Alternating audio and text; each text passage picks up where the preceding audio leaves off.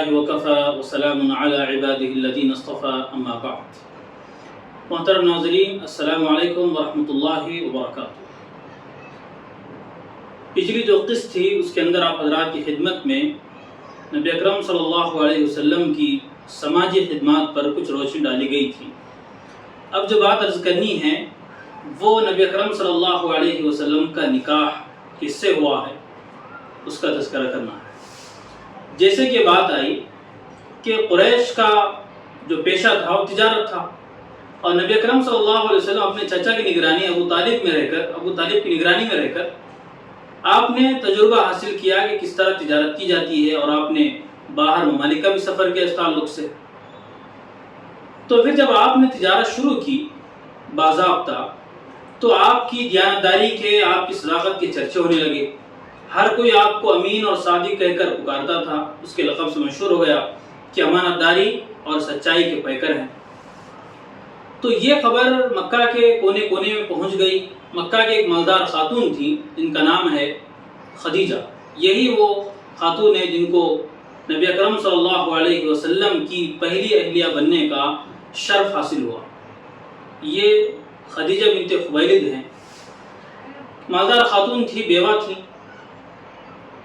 انہوں نے یہ طے کیا کہ اپنا مال تجارت انہی نوجوان کو دیا جائے گا تاکہ یہ باہر سے تجارت کر کے جو نفع ہوگا وہ لا کر ادا کرے۔ تو چنانچہ یہ بات طے پائی کہ نبی اکرم صلی اللہ علیہ وسلم حضرت خدیجہ کا مال لے کر باہر جائیں گے تجارت کے لیے۔ تو مال لے لیا، اور حضرت خدیجہ نے ساتھ میں اپنا غلام بھی بھیجا۔ اس غلام کا نام تھا میسرہ۔ حضور کے ساتھ ہو گئے، ملک شام کا سفر ہوا، کاروبار کیا، تجارت کی، بہت اس میں نفع ہو۔ جب واپس آئے تو دیکھا حضرت خدیجہ نے کہ جو لوگ دوسرے مال لے کر جاتے تھے اتنا نفع وہ نہیں لائے، لیکن اس مرتبہ کچھ زیادہ ہی نفع نظر آ رہا ہے۔ تو پوچھا کیا ریزن ہے اپنے غلام سے، تو میسرہ جو غلام تھا سفر بھر وہ نبی اکرم صلی اللہ علیہ وسلم کے عادات کو، آپ کے اطوار کو، آپ کے اخلاق کو وہ دیکھتے رہے، تو پھر گواہی دی کہ یہ ایسا انسان ہے کہ اس کی زبان سے سچ کے علاوہ کچھ نہیں نکلتا ہے، دیانتداری کے علاوہ یہ کسی طرح کاروبار نہیں کرتا، یہ دیانتداری سے کاروبار کرنے والا ہے۔ بہت سارے اخلاق جو تھے نظر آئے، ان تمام کو بیان کیا۔ اب حضرت خدیجہ کو، جو کہ ایک بڑے خاندان سے بھی تھیں اور مالدار بھی تھیں، تو بڑے بڑے سرداروں کے ان کے پاس پیغامات آ رہے تھے نکاح کے، انہوں نے ان کو مسترد کر دیا۔ بذات خود اپنے نکاح کا پیغام نبی اکرم صلی اللہ علیہ وسلم کو بھیجا۔ اور آپ کو میں بتا دوں اس وقت حضرت خدیجہ کی جو عمر تھی وہ 40 سال تھی، اور نبی اکرم صلی اللہ علیہ وسلم کی عمر مبارک 25 سال تھی۔ گویا 15 سال کا فاصلہ تھا، 15 سال کا فرق تھا۔ تو نبی اکرم صلی اللہ علیہ وسلم نے اس پیغام کو قبول کر لیا، اس عمر کا جو فرق ہے اس کو نظر انداز کر دیا اور آپ نے قبول کر لیا۔ چنانچہ یہ پیغام حضرت حمزہ جو آپ کے چچا ہیں انہوں نے آپ تک پہنچایا، آپ نے قبول کر لیا، اور آپ کے چچا ابو طالب نے آپ کا نکاح پڑھا دیا۔ اب اس کے بعد چونکہ نبی اکرم صلی اللہ علیہ وسلم کی وہ اہلیہ بن چکی تھی، اب گھر کا مسئلہ تھا، تو گھر کا معاملہ دونوں کا تھا، تو پھر اور تجارت میں تقویت پہنچی۔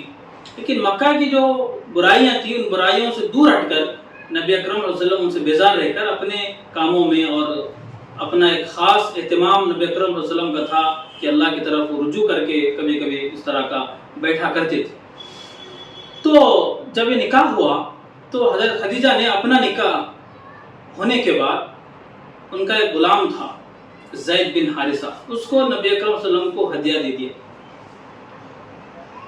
نبی اکرم صلی اللہ علیہ وسلم نے زید بن حارثہ کو آزاد کر دیا، آزاد کر کے اپنا دوست بنا کر اپنے پاس رکھا، جو اس زمانے میں مکہ میں متبنہ کے نام سے بات مشہور تھی، مطلب منہ بولا بیٹا ایک طرح کی بات مشہور تھی۔ تو گویا کہ اس طرح کا آپ نے وہ کر لیا ان کو کہ آزاد کر کے اپنا رفیق بنا لیا۔ غلام تھے ان کو آزاد کر دیا، پھر اپنا ایک رفیق خاص آپ نے بنا لیا۔